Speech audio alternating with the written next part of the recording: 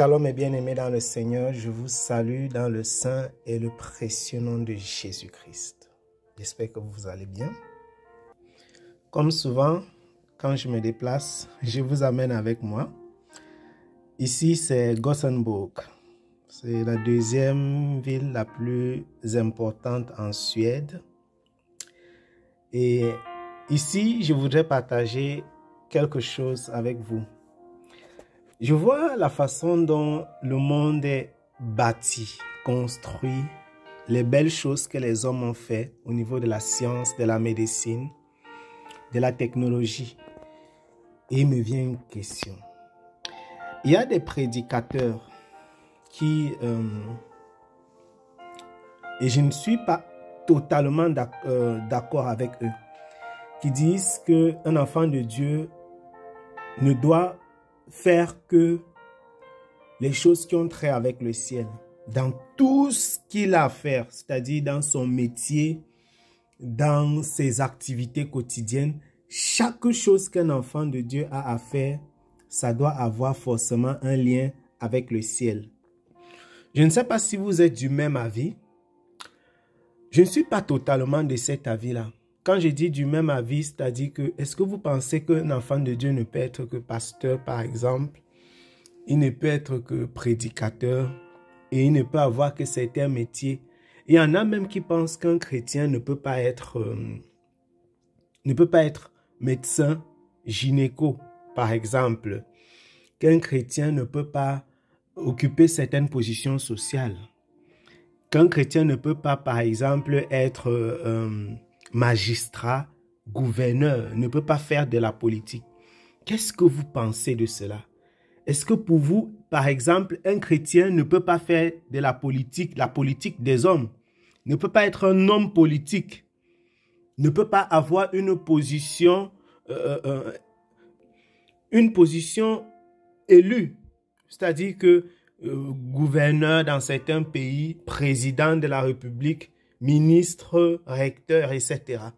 Est-ce que ces postures, ces positions-là, les enfants de Dieu ne peuvent pas les avoir? Je dis vraiment oui et non. Je suis absolument opposé à l'idée selon laquelle les enfants de Dieu ne peuvent pas faire certaines choses et que c'est seulement pour les païens. C'est une idée qui n'est pas juste. Je suis contre l'idée selon laquelle les chrétiens ne peuvent pas être un ministre, ne peuvent pas être un président. Mon avis, c'est que Dieu met qui il veut où il veut. Si tu es un serviteur, une servante, un fils ou une fille de notre Seigneur Jésus-Christ, il est capable de te mettre où il veut et personne ne pourra l'en empêcher. Je suis absolument convaincu que rien n'empêche Dieu, rien n'empêche le Seigneur de placer son fils dans un ministère, à la présidence. La parole de Dieu déclare que rien n'est impossible à Dieu. Toutes choses lui sont possibles. Il n'y a pas de rôle dans la société qui soit uniquement pour les païens et de rôle qui soit uniquement pour les chrétiens. Il y a pour autant des métiers, je vais le souligner rapidement. Il y a des métiers pour lesquels un enfant de Dieu, si il s'y hasarde, son âme, son cœur sera plus exposé qu'à la normale. Il y a également des métiers pour lesquels il est préférable qu'un enfant de Dieu ne s'y hasarde pas. Je reprends. Il y a des métiers, des positions sociales, des emplois que si vous avez, votre cœur et votre âme seront plus exposés au péché. Raison pour laquelle, pour exercer ces métiers, ces activités-là, il faut que vous soyez convaincus que le Seigneur vous y est appelé. Ce sont des magistrats, ce sont des avocats, ce sont des gouverneurs, les positions d'autorité où on est exposé à la corruption, à l'injustice, au péché, aux sectes pernicieuses, etc. Mais ça ne veut pas dire que ces positions-là sont uniquement destinées aux païens. Ça ne veut pas dire cela, que ces positions sont uniquement destinées aux païens. Je suis absolument contre cette idée. Maintenant, je voudrais dire ceci. Absolument, il ne faut pas mal me comprendre. Je ne suis pas en train de vouloir encourager les chrétiens à rechercher les positions sociales. Parce que, qu'est-ce que les positions sociales peuvent vous apporter? Ça ne peut pas sauver votre âme. Mais si le Seigneur vous a disposé naturellement et vous a appelé à une position sociale, vous ne devez pas fuir parce que vous êtes chrétien. Je suis chrétien, je suis un homme de science. J'ai fait la science pratiquement depuis que je suis né. Je travaille dans la science. Et la science m'a permis de voir l'autre côté merveilleux de Dieu. Je n'utilise pas la science à mauvais escient comme le font les autres qui ont pour alibi que la science voilà, leur a permis de découvrir qu'il y a un être naturel qu'ils ne veulent pas nommer et qui serait responsable de tout ce qui arrive sur la terre. Moi, la science que je fais m'a permis de découvrir le côté merveilleux du Seigneur. La biologie que je fais, la biologie, les sciences de la santé dans lesquelles je suis, ça m'a permis davantage découvrir la grandeur et la majesté. Et donc, je reviens à ce que j'étais en train de dire. Je suis absolument opposé à l'idée selon laquelle les chrétiens ne peuvent pas occuper certaines positions d'autorité. Certains ne peuvent pas avoir certains métiers parce qu'ils sont chrétiens. Je reprends encore, certains métiers parce qu'ils sont chrétiens. Vous ne pouvez pas être prostitué. Vous ne pouvez pas, je ne peux pas encourager un enfant de Dieu, une fille du Seigneur à être stripteaseuse ou à servir dans les bars dans la nuit. Vous voyez, il y a des métiers qui ne sont tout simplement pas acceptables, tout simplement pas adaptés à votre position d'enfant de Dieu, des chrétiens. Ce n'est tout simplement pas acceptable. Maintenant, il y en a qui sont tolérables, dans lesquels il y en a qui sont tolérables, il y a des emplois qui sont faisables, mais dans lesquels, avant que vous puissiez y aller, soyez rassurés que vous marchez avec le Seigneur. Ce sont des positions où on est à risque. On est en danger de pécher à cause de l'emploi que nous avons. Je dis tout ceci pourquoi? Parce que il y a des emplois qui ont carrément des étiquettes. Des gens pensent que quand vous êtes député, si vous êtes ministre, si vous êtes gouverneur, vous êtes forcément un païen, vous êtes un sorcier. Je suis convaincu que tous les païens, enfin, tous les gouverneurs, tous les ministres, tous les députés ne sont pas païens. Je suis sûr qu'il y a des fils et des filles du Seigneur. Ils sont très peu, certainement, c'est sûr. Mais il y en a quelques-uns qui craignent le Seigneur. Il y en a qui connaissent le Seigneur parmi ces personnes-là. Ils ne sont pas tous, ils ne sont pas nombreux. Ils sont très peu, mais il y en a certainement qui connaissent le Seigneur parmi ces personnes. Et donc, il ne faut pas généraliser. Ne soyez pas de ceux-là qui généralisent et qui catégorisent toutes choses et qui sont carrés et certains que ce qui...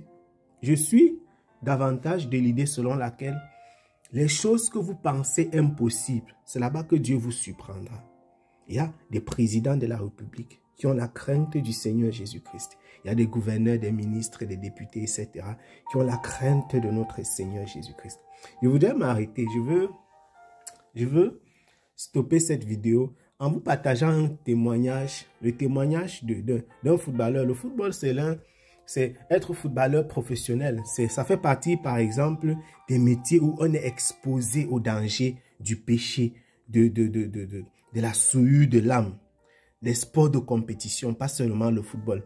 Il y a des footballeurs qui ont pourtant la crainte du Seigneur Jésus-Christ. Je vais vous partager dans le témoignage de Kaka, Ricardo Kaka, qui a gagné le Ballon d'Or. Il a été, au début des années 2000, le joueur le plus important sur toute la planète Terre. Le Ballon d'Or, ça veut dire qu'après lui, il était au sommet du football. Ricardo Kaka. Mais c'est un serviteur de Dieu. Il ne s'est pas converti après avoir laissé le football.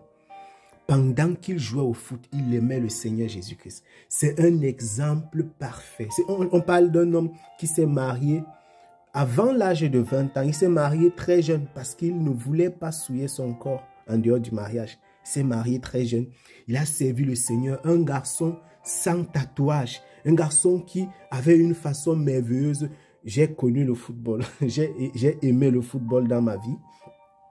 Et donc, c'est quelqu'un que je connaissais particulièrement par rapport à ses qualités de chrétien. Donc, je parle de quelqu'un que j'ai connu à cette époque-là et qui aujourd'hui est prédicateur de la parole du Seigneur après être sorti du monde du foot. Il n'a jamais abandonné le Seigneur. Il continue à le servir. Ce n'était pas les gens des chrétiens qui disent « J'aime Dieu, j'aime Jésus » comme ça une fois en passant. Il confessait son appartenance à Jésus-Christ, son amour pour la vérité, pour la parole du Seigneur Jésus-Christ. Donc c'est un exemple parmi quelques-uns qu'il y a dans le monde. Les enfants de Dieu sont dans toutes les sphères sociales. Mais, mes bien-aimés, faites attention. Il ne faut pas mal interpréter mes paroles. Je ne suis pas en train d'encourager les enfants de Dieu à aller dans les endroits où le Seigneur ne les a pas appelés. Je suis en train d'interpeller ceux qui pensent que si on se retrouve à un endroit dans une position sociale, on est forcément païen. Il faut bien comprendre. Un enfant de Dieu, par la grâce du Seigneur, peut occuper n'importe quelle position sociale aussi longtemps et tant que le Seigneur le soutient. Mais si vous y allez par votre intelligence, par vos efforts, par vos moyens, vous allez exposer votre âme à la souillure et vous ne vous en sortirez pas. Vous serez abattu en plein vol parce que le Seigneur ne vous accompagne pas dans cette mission. J'espère que vous avez bien perçu ce que je suis en train de dire. Je vais m'arrêter là et voilà, vous allez continuer avec le témoignage. Soyez abondamment bénis, que le Seigneur vous bénisse abondamment. Shalom.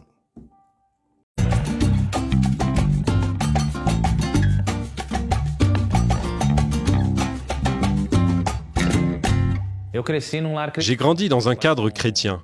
Mes parents sont et ont toujours été évangéliques. Et ils m'ont toujours enseigné les valeurs de la Bible depuis tout petit. J'ai donc toujours appris ces valeurs pendant mon enfance et ma jeunesse.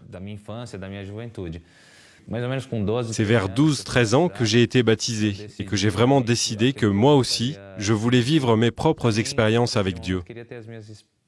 Et à partir de ce moment-là, j'ai grandi dans la foi. Et jusqu'à aujourd'hui, chaque jour est pour moi une expérience merveilleuse avec Dieu.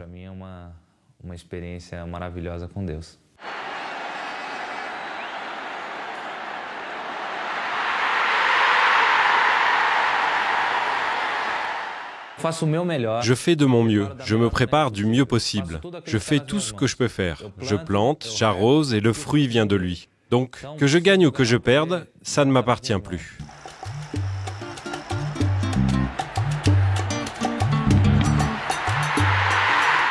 Ce n'est pas parce que je suis riche, que je suis célèbre, que j'ai besoin de Jésus.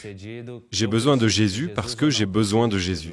C'est juste pour ça, parce que j'ai besoin de lui.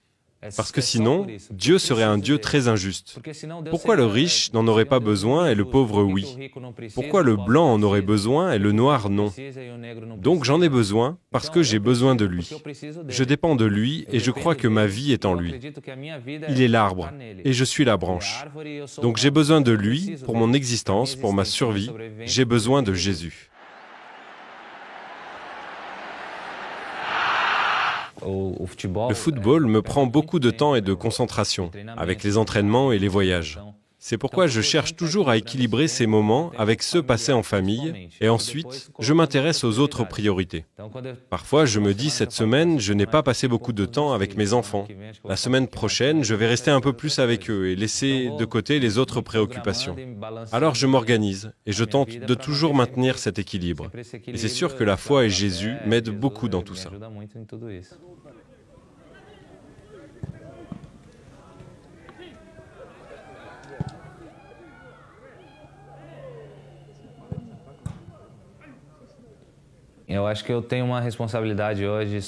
Je crois avoir une responsabilité sociale importante aujourd'hui, de par ma situation.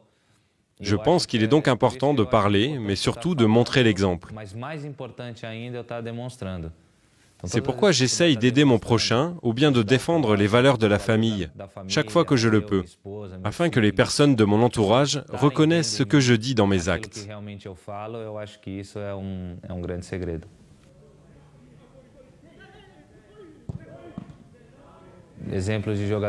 Il y a par exemple des joueurs qui passent par un moment difficile à la maison, et alors ils me demandent de l'aide pour prendre une décision. Tu dois m'aider à prier. Comment je peux faire pour prendre cette décision? Je dois décider si je reste dans ce club ou si je pars dans un autre.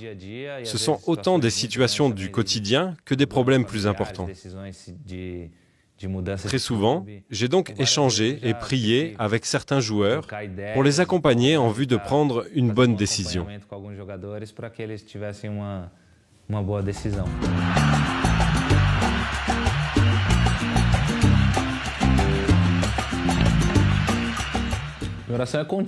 Ma prière est continue.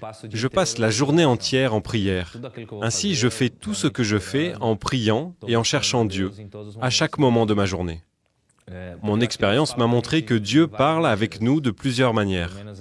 À travers un film que je regarde, à travers une musique, à travers un moment passé avec mes enfants ou ma femme. Bien sûr, il y a des moments, principalement le soir, où je prends vraiment le temps de prier et de méditer la parole de Dieu. En général, c'est plutôt vers la fin de la journée pour moi. Le monde d'aujourd'hui peut offrir un grand nombre de possibilités, mais seul Jésus peut te donner ce qui manque, donner un sens à ta vie. Donc cherche Jésus, quelle que soit ta profession, ta carrière, parce que nous avons besoin de lui et qu'il est l'unique et seul Sauveur. E que busquem Jesus realmente porque nós precisamos dele, porque Jesus é o único e suficiente Salvador.